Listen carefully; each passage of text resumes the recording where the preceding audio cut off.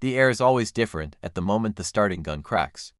It hangs after the sound, like a held breath released across a stadium, like time itself deciding to run. Imagine the smell of warm metal and rubber, the electric hum of tens of thousands of people leaning forward, the sunlight slicing across lanes that gleam like tracks of promise. In that crack, all the life that led to this single second becomes audible. The whispered coaching cues in a chilly parking lot gym at dawn, the clapping of small hands in a kitchen where a child learned to sprint to the bus, the first shy victory lap around a muddy school field. Christian Haas's story begins in the hush before that gun, in a childhood shadowed with ordinary doubts and suffused with an extraordinary curiosity about speed. He learned to love motion the way some people love music, by surrendering to rhythm and letting the world fall away behind him. When he ran as a boy, he felt time change shape.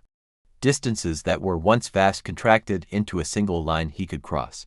The sun tasted different in the throat, his heartbeat became a metronome. He'd press his feet into the soil and feel the lineage of every footfall that had come before him, and in that small, private communion he found an answer to a question most of us never truly ask: what happens when you give yourself wholly to one thing? Pause and picture a young athlete tracing the curve of an oval track with a pair of threadbare trainers, cheeks flushed with effort, breath like steam under a winter sky. There's a stubbornness in those early runs, not pride, not arrogance, but the quiet refusal to accept good enough. He trained in broken facilities and under coaches who taught more by example than by grand speeches. There were mornings when the bus was late and evenings when homework waited like a patient critic, but the track didn't negotiate. The track demanded presence, and presence is a muscle you only build by showing up. Along the way, Christian learned to read himself. When his stride was an apology, he fixed it. When his stride sang, he honored it. His life became a study of small, repeatable acts, a layered craft built on repetition, patience, and attention to detail. He learned to love the work, and love became the secret engine behind every improvement. This is the story of races that regulate memory, of splits counted in the mind like prayers, of the people who pushed him, a coach who saw the arc before Christian did, teammates who turned rivalry into fellowship, parents whose sacrifices were invisible but fundamental. It is also the story of doubt and the quiet nights when the calendar flipped and the bodies of younger competitors flashed past on television, and Christian wondered if his moment had already slipped away. It's about the injuries that rewrite plans overnight, the comebacks that demand humility, the tiny victories that taste like champagne. It is about how sprinting, a sport that asks for explosive seconds, is in reality an art of lifelong patience. It is a story about the human cost and human gift of pursuing excellence, the aches in joints that become earned medals in narrative, the missed birthdays traded for training blocks, the exhilaration of a near miss that sharpens resolve instead of dulling it. Over the course of the film that could be made from his life, we will witness the arc from youthful runner to national contender, from the lonely rehab room to the explosive majesty of the start blocks, where every millisecond is a decision. We will eavesdrop on inner dialogues, the private arguments between fear and faith, and listen to the roar of crowds that swell and ebb like ocean tides around an athlete who learned to stay steady regardless. We will step behind closed doors and into the sanctified space of routine, the meticulous warm-ups that steady the nerves, the visualization rituals performed in the quiet before a race, the unglamorous hours of strength and conditioning where heroes are truly forged.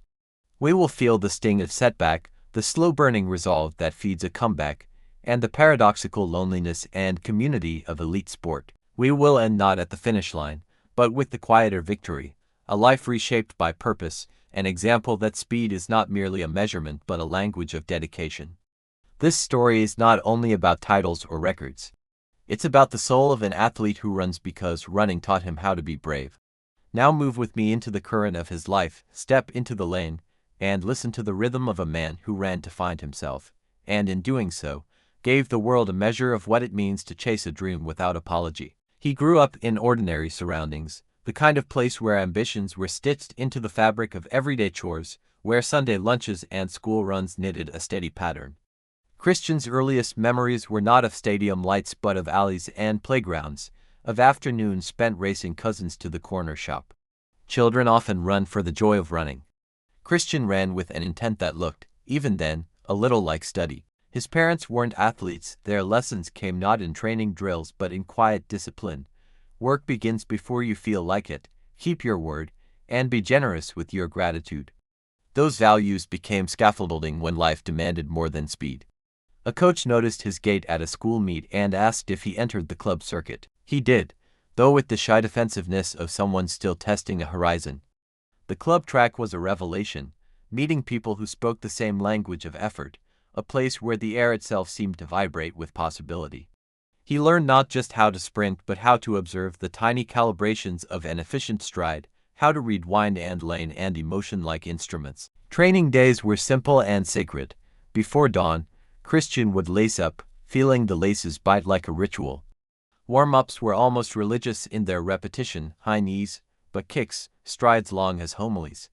He learned to breathe into pain, to catalog sensations so they stopped surprising him.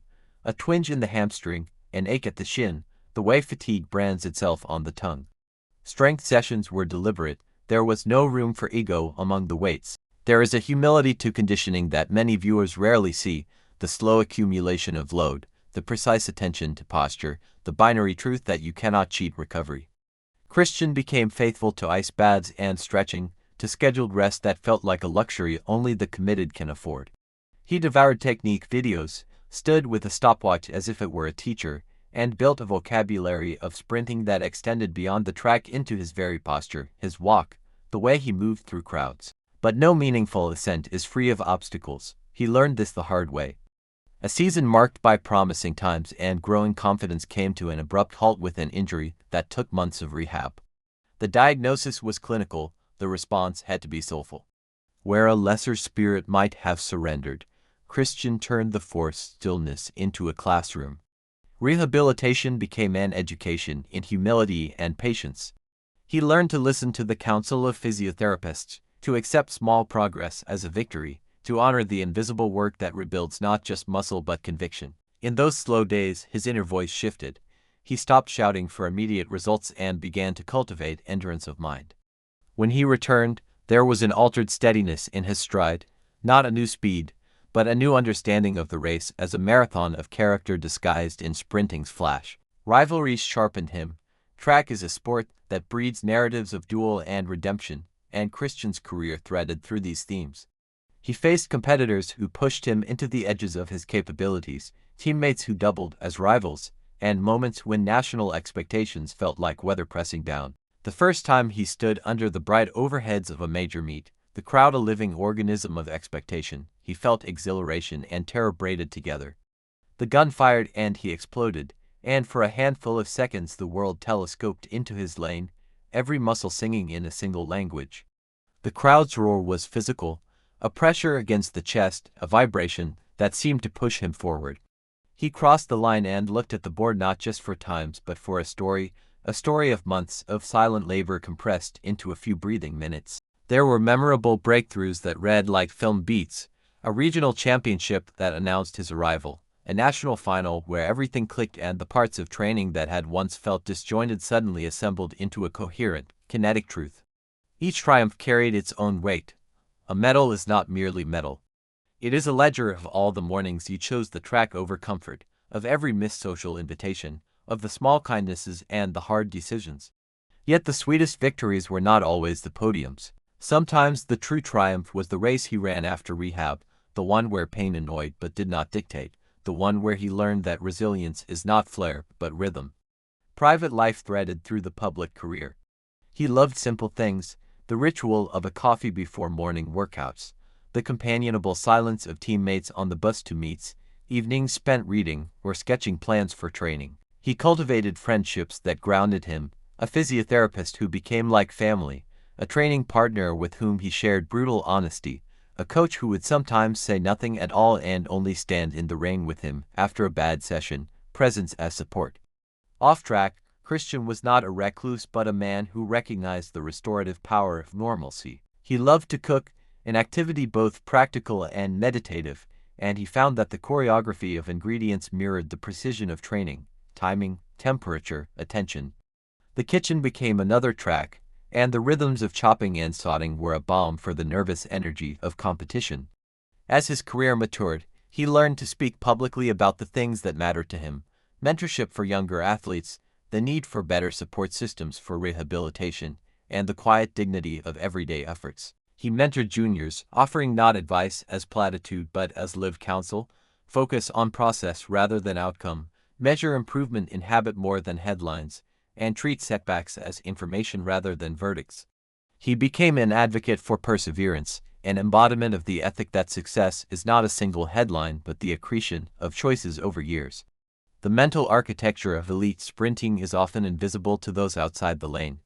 Christian learned to construct rituals that steadied him, visualization sequences that began long before he stepped into the blocks. He would rehearse a perfect start in his head, feeling the blocks cold under his fingers, the placement of weight, the subtle drive of ankles, as if muscle memory could be rehearsed mentally as well as physically. He used breath work to quiet the physiology of nerves and practiced gratitude to disarm the voice that would otherwise catastrophize setbacks. There were days when the inner critic was loudest, when a false start erased months of momentum, when a timing board reflected a number that felt like betrayal. In those moments the work was as much emotional as physical. He learned to refuse the story that placed identity in times, and instead rooted it in effort. The greatest achievements in his career were never accidental. They were earned by method, a watchful diet, disciplined sleep, strength cycles that emphasized foundational stability over flash, and sprint sessions that prioritized quality over quantity. He learned to periodize his training, a science of timing that allowed him to peak not for every meet but for the ones that mattered. He respected the small arithmetic of improvement, shave a tenth here by fixing arm carriage, recover a half-second through improved turnover mechanics, gain composure by simulating race pressure in training. He celebrated marginal gains and understood that excellence is a mosaic of marginal improvements. Crowds remember the visible moments, a final burst that sears the air, a photo of arms raised in triumph, but the story that lasts is composed of quieter scenes. A late-night phone call to a coach after a disappointing race. A generosity to a rival in offering a training tip. The humility to start again after an injury. The steadiness to remain curious when others rested on laurels. Christian's narrative carried these threads. He was not defined only by medals but by the consistency of his return to work. Each season that he recommitted was a reaffirmation that identity was chosen daily. Imagine a championship final, the stadium a taut wire of sound, cameras flashing like distant lightning. He eases into the blocks, fingers tracing the gritty surface. He breathes in the smell of turf and oil and human breath. The starter's commands fall into a ritual cadence. Set, the world slims to a single lane, he explodes. For a moment, maybe two, he feels weightless. The crowd becomes a tide.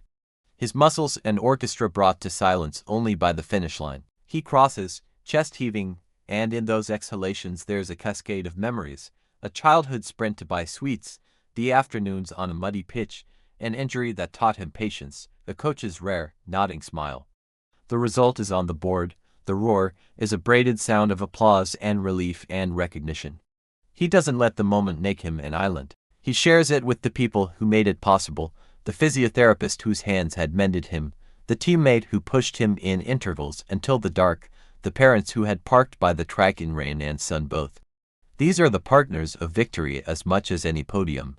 There came a day when he stepped away from the full intensity of competition, not because the body demanded cessation but because perspective widened.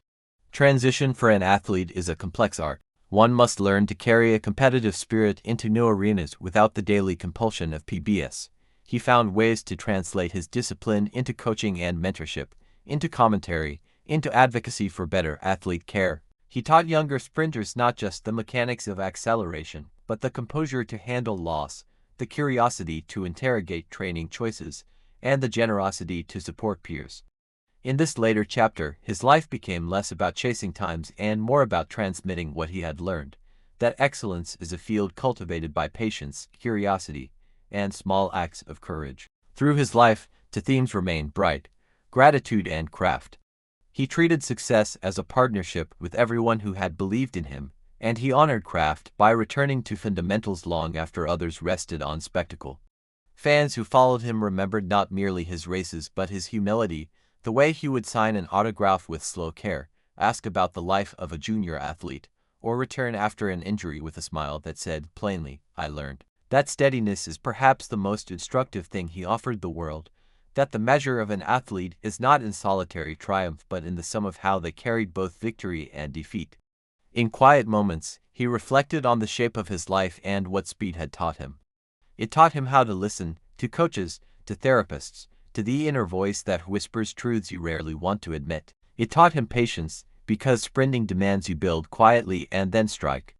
It taught him humility, because the margin between winning and losing is so often the size of an exhale. Most of all, it taught him to love a process that never promised immortality but offered meaning.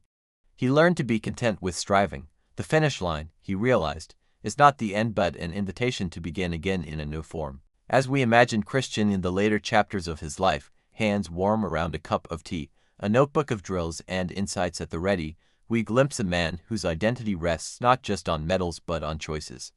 The races remain luminous, but the real victory is a life shaped by an ethic. Show up, do the work, be kind in victory and generous in defeat. For viewers of Behind the Medal, his story offers an invitation more than a blueprint. Run toward your edges, but run with care.